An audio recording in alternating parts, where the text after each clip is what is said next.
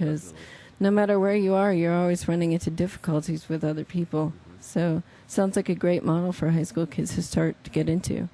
And Stefan, you have a degree from Brown University in African Studies? Actually, I have a... That's me. Sorry, that's Jamie.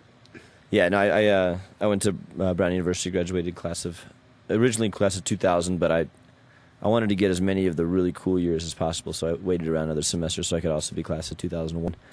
I didn't get 99, which is obviously the third really cool year to graduate. But yeah, and I studied African American Studies, an interest that I actually kind of was provoked by some classes I took in high school at East from a woman there named Miss Roan. Shout out to Miss Roan for sparking the interest. Awesome. So, sorry, Stefan, then my email is a little out of date, so tell me your history. Oh, no problem. Yeah, in 5 minutes. No. Let me see. I graduated from Colorado State University with a degree in philosophy of religion and an interdisciplinary program in religious studies and a minor in sculpture. And right now what I'm doing is, actually a lot of the Flobots are working in education. And it's kind of a way of putting our time where our mouths are.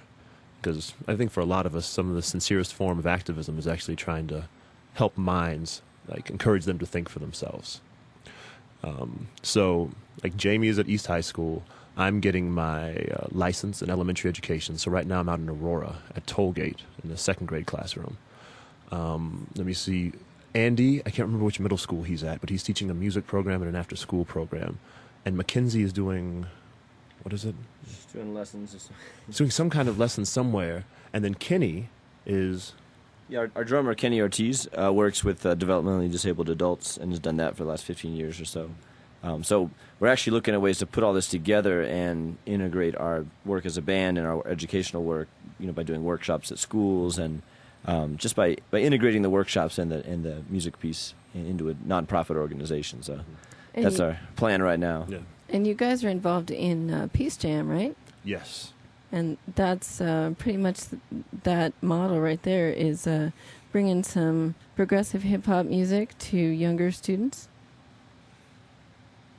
Yeah, absolutely. I mean, Peace Jam was sort of a highlight of 2006 for us. We played Peace Jam twice. We played the regional Peace Jam conference in May with Shireen Abadi from Iran. And so we performed for a group of about, I think 400 kids who were there.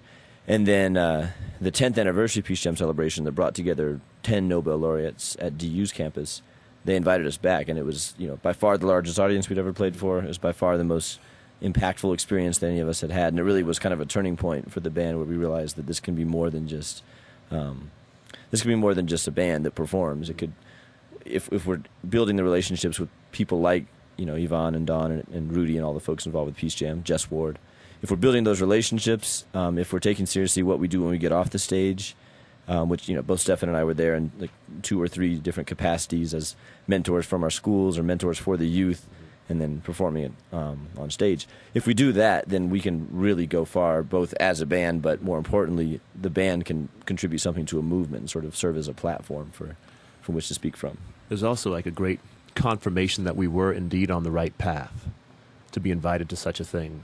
It was utterly overwhelming to be in a room with 10 Nobel Prize winning laureates because we play music. And it's something that you can't deny. Many times in the artistic progression, you'll find points where you're like, maybe we're not doing what we're supposed to be. But that we won't ever be able to deny as a sign that we were definitely taking the right steps. And we hope to continue to do so. That's fabulous. I that would certainly humble me and make me feel like I was really contributing to the world if Nobel Peace Laureates are actually asking me questions.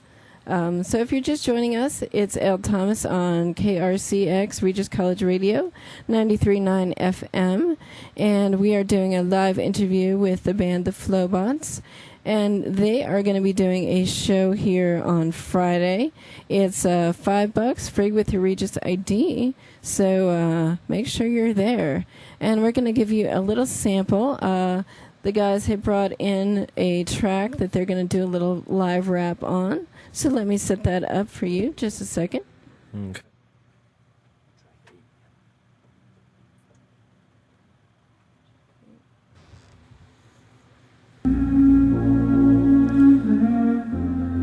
check.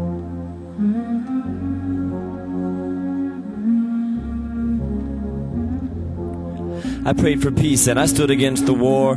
Maybe it's because I never saw what came before. I never learned to tolerate or learn to ignore the necessary blood upon the floor. I prayed for peace, but I'm feeling kinda nervous when I think about myself and I think about the servicemen and women and their bravery. Wonder how they'd label me, wonder if they saw me in the streets. The dust clouds can't smother the sounds of another one. Down in the rubble underground, discovered but never found. Front page truth in to provide coverage of children. Insufficient distance from government buildings. Rip 'em up, skin not thick enough. Skull leaks, some of its brain weak. Stomach unexplained why innocence changes when its first name is in a different language. And when the worst pain gets televised, then the claim is they just aim to make war seem dangerous. We just aim at coordinates and ranges and only point our bullets where the blame is. Cloud cover. Cloud cover.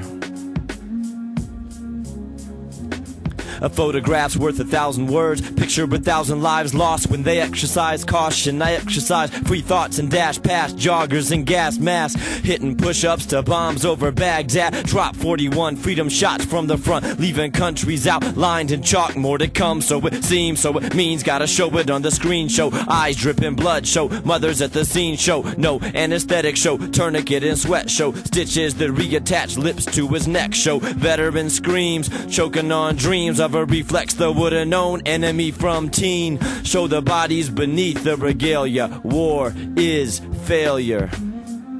There's no victory. There's no victory, and there's no defense for the massive abuse of the best of intentions. That's no excuse, and it's so offensive how this whole event's been calculated to produce risks so extensive. Deaths of civilians, it gets no attention except for a million prayers appealing for divine intervention and healing. Watching clouds pass through the ceiling. Cloud cover. Cloud cover.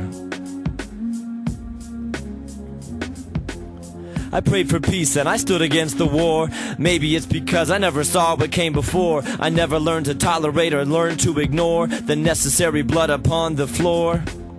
I prayed for peace, but I'm feeling kinda nervous when I think about myself and I think about the servicemen and women and their bravery. Wonder how they'd label me, wonder if they saw me in the streets, what would they say to me? Think about their families and everything that they believe. Think about the veterans and everything they gave to me, or what we took from them by failing to go out there and make a plan to beat the swords into plowshares and take a stand to keep the Lord's great commandments. We've ignored that our planet needs more than what our vanity affords. We've never learned to turn the other cheek. We've always studied war, but we've never studied peace. We need to learn to turn the other cheek. We've always studied war, but we need to study peace. See, blessed are the poor and blessed are the meek, but it's time to put our money where we speak. I pray for peace despite divisions in the ranks, while I stand here giving thanks. Soldiers living in their tanks, and the children in our neighborhood are driven into gangs. I pray someone will listen to their pain. But above all, we know there's a power in the sky. Above all, we know in the hour that we die that a love all-knowing will welcome us inside. And no matter what we've done, you will be there. Above all, we know there's a power in the sky. Above all, we know in the hour that we die that a love all-knowing will welcome us inside. And no matter what we've done, you will be there. Cloud cover.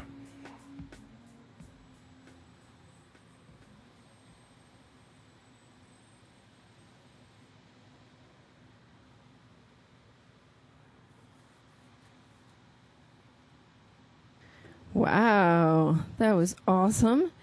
Even though I could only hear the rap and not the music, but I'm sure it's going to be awesome. I'm going to listen to that on tape later. So we've never studied peace. That's pretty topical for one of our guys in the studio.